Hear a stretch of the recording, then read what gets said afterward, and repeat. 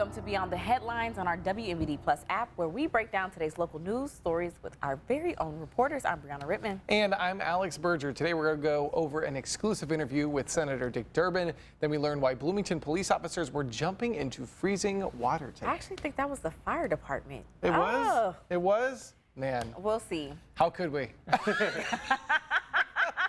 Yeah. And lastly, we have some tips for you to stay safe from all the scams going on right now. Yep. But our first story of the day, Senator Dick Durbin is leading an effort to hold internet companies accountable for damaging content posted online. That's right. WMBD's Cameron Main talked on the phone with the Illinois senator. He joins us now. So, Cameron, what is this internet regulation that Durbin's proposing? So basically, there was this thing in 1996. I feel like I always go back. Right.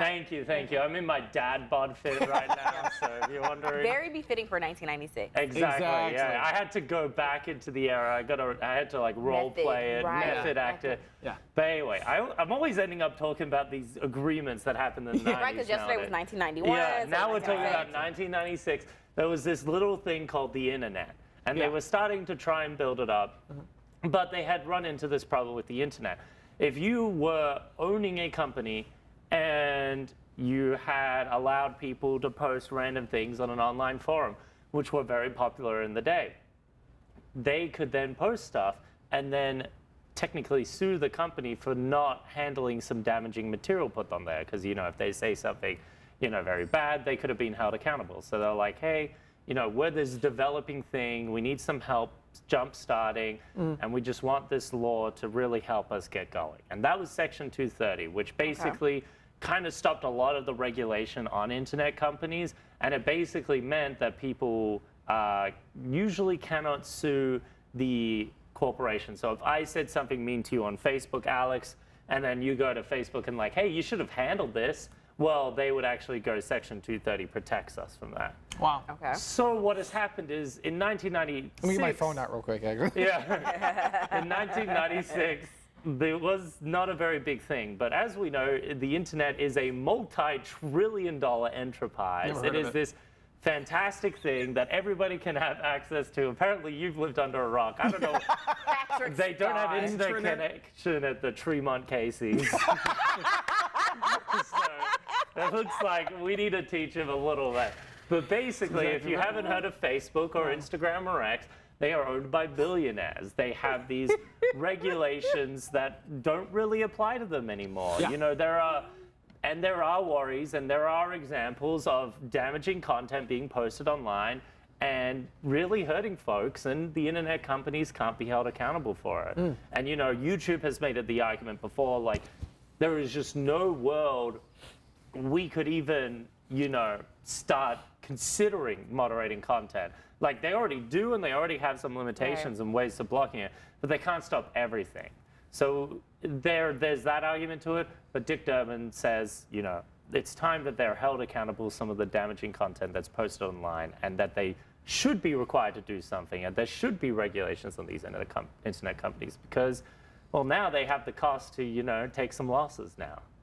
Okay. Well, Cameron, I want to know, does the senator think it will pass? But more importantly, I want to know, what else did y'all talk about? Yeah. I want the tea. Oh, yeah. So he kind of thought, he said when, other similar legislation has gone through, it has kind of come through with unanimous support. It does seem like across the board, the senators and the House representatives, they all understand that there needs to be some kind of internet regulations. But he also said, in DC, the big tech lobby is huge. There's a lot of money behind it. So I think there are definitely some challenges to repealing Section 230. But this is honestly not the first time I've actually heard someone ask for repealing Section 230. I think they're trying to start and build that up. And, it'll be interesting to see if Durbin's actually able to complete it by the end of his term. Because, again, he's retiring. He's done. Yeah. I mean, if he was able to do it, it'd be a pretty big achievement.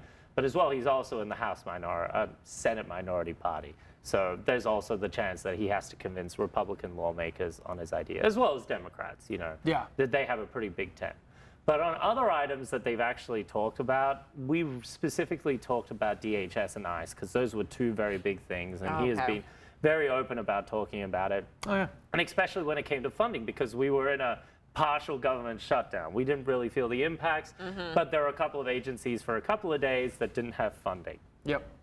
What basically happened is yesterday, a lot of those funding bills had passed through the House and were immediately signed by President Trump. And then by the just only recently, they were like, okay, we're going to have this 10-day period to have conversations with DHS.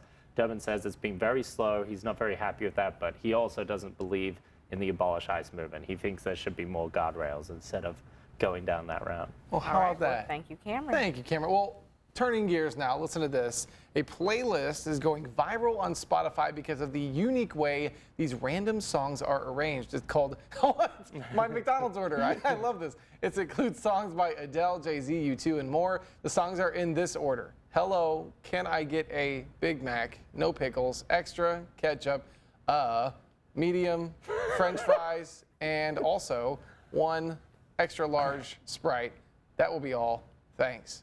The playlist has 165,000 saves on Spotify. McDonald's responded to a post about it on Instagram and said they have the playlist on repeat. Wow. I have this on my phone, not the actual playlist, but just like the I would say image of that- it. Yeah. But, yeah. I definitely That's so picked funny. the Adele and Jay-Z songs out. Those were the first I two love you said. the who sung It's Jay-Z's. Is that Yeah. Jay-Z's song? Okay, Was it 'cause on that's Reasonable like Doubt? It sounds like Jigga what? Jigga who? Yeah. Jigga, yeah, that's what Yeah. that. Can I get a? Okay. Yeah. Can I get a- That was, Yeah. I think Right, that was okay. the Jay-Z reference. 'Cause And then, there's- hello, obviously Adele. It's actually surprising how there's so many songs with so many different titles that you can actually make McDonald's order. But now they should have like, the people that have those ridiculous orders where it's like, I have 2 double cheese Macs or whatever Yeah. they're called. I never order burgers at McDonald's. Yeah, real quick, give me your best Jay-Z impression, Cameron. Cheer. I'm not stepping on that snake. All right. There is no snake in my boot. time to I go can to say break. that. When we come back good. on Beyond the Headlines, we've got Austin Feeman live from our Twin Cities newsroom. We'll be right back. On Black History Month.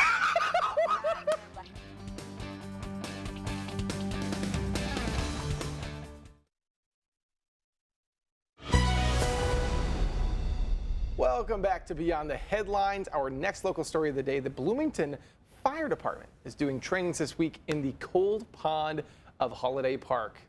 WMBD's Austin Feeman joins us now from our Twin Cities newsroom with more on why the firefighters were out there. So, Austin, what trainings are they doing?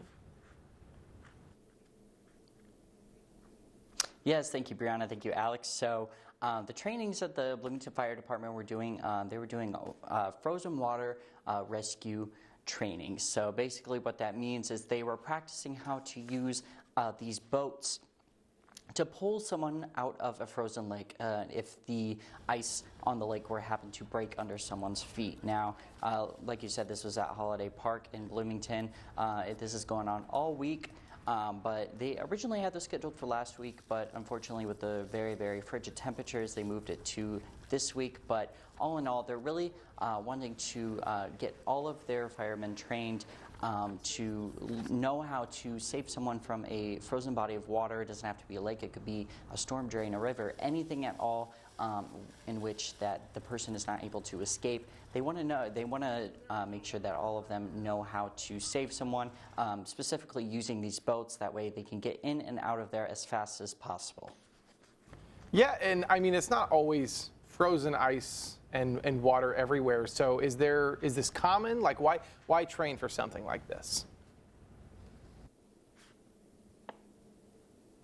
Yeah, so, this is something that I learned today, but Bloomington has about 50 to 100 different bodies of water, varying sizes and depths. So that's a lot of water in the area, and a lot of area that the Bloomington Fire Department has to cover. So they really wanted to practice to make sure that they can, when they do get to the site, they are able to get in and get out as fast as possible because, hypothermia sets in very, very fast this time of year, especially in that cold water. So every second counts, and a lot of these bodies of water are not very easily accessible by a car or a truck or anything, and they may have to walk a little bit to get to this body of water. And, they want to get there as fast as possible, but, that fast as possible may not be fast enough. So they're really training to get in and out as fast as possible, really pulling that victim out of the water using these boats. You know, they have 2 people on the boat,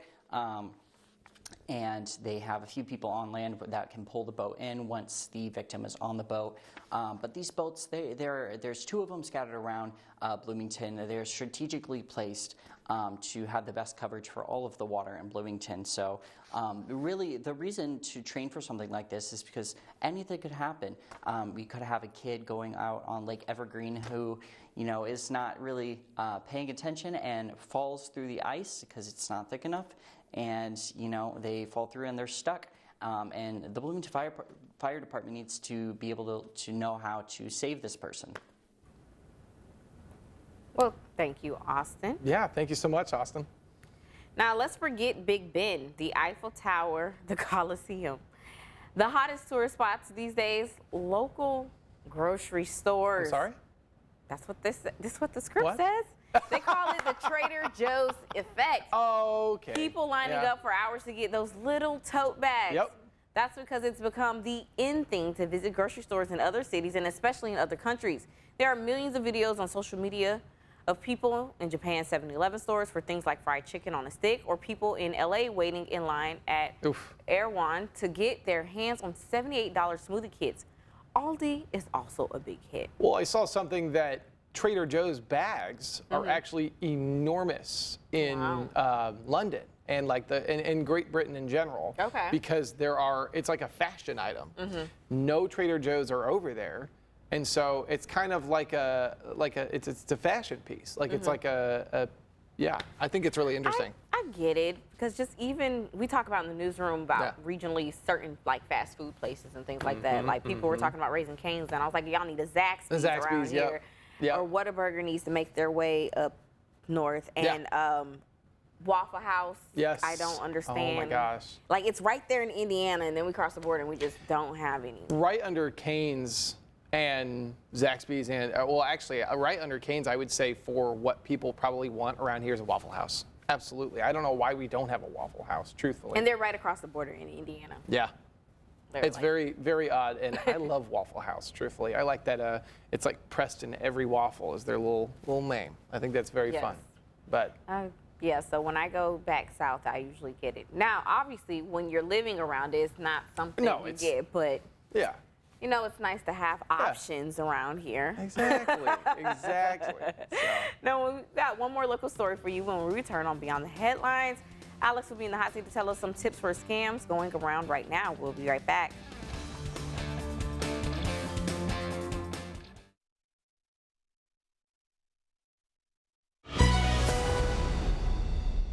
Welcome back. Our final story of the day. The president and CEO of the Better Business Bureau, Central Illinois, is warning people of dating scams ahead of Valentine's Day. Okay, Catfish.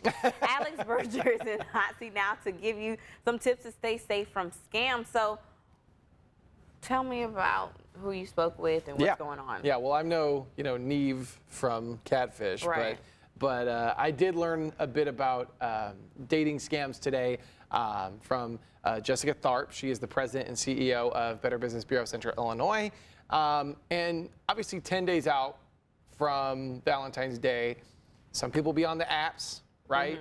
On the big 3, but at the same time, you got to be careful with those, because a lot of times, there's a verification process. Those you can usually trust.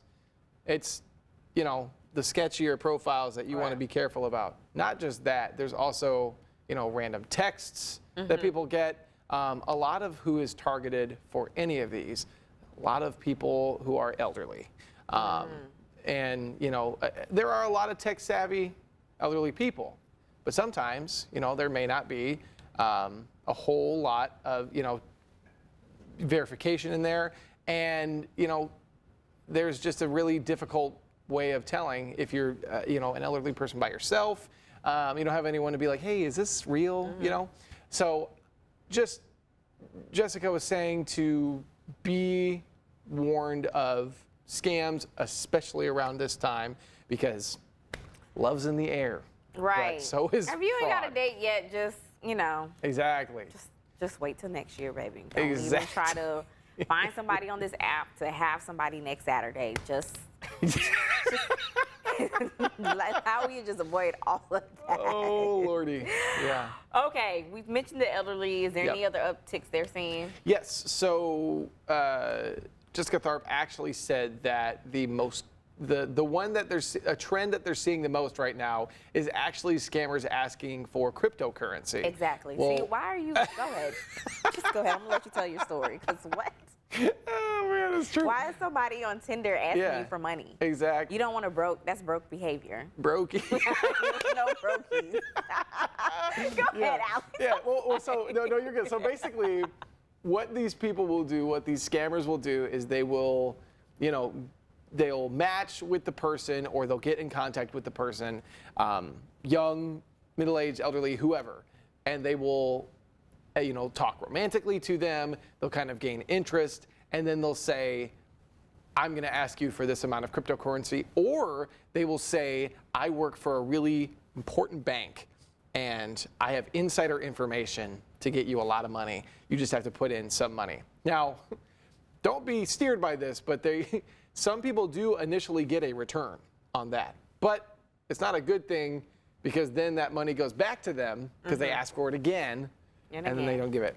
Like the casino, you hit it big one time, and then they rope you in, and then you're there. Right. It's February 4th. We're 10 days out, right? Exactly. Somebody asking you for money on a dating app, like, let's be for real. Even Like if it's not even crypto, February, can we Can we not?